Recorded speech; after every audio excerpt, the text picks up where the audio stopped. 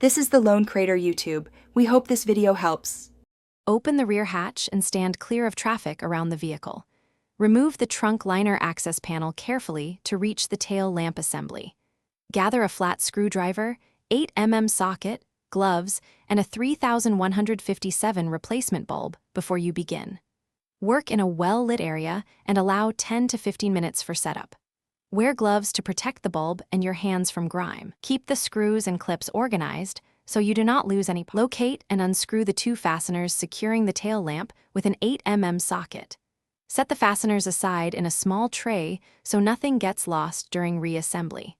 Press the electrical connector, locking tab, and pull the connector gently to disconnect power. Pull the lamp assembly straight out from the body to reveal the bulb socket behind it. Support the assembly with one hand while you work to avoid dropping it on the bumper or ground. Twist the bulb socket counterclockwise and pull it from the lamp housing to expose the old bulb. Remove the old 3157 bulb carefully and avoid touching the glass with bare fingers.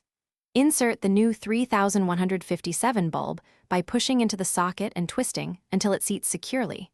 Reinsert the socket into the lamp housing and twist clockwise to lock it. Reconnect the wiring harness, position the lamp, and tighten the two fasteners with an 8mm socket.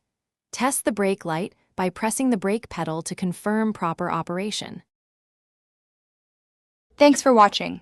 Consider subscribing if we helped you.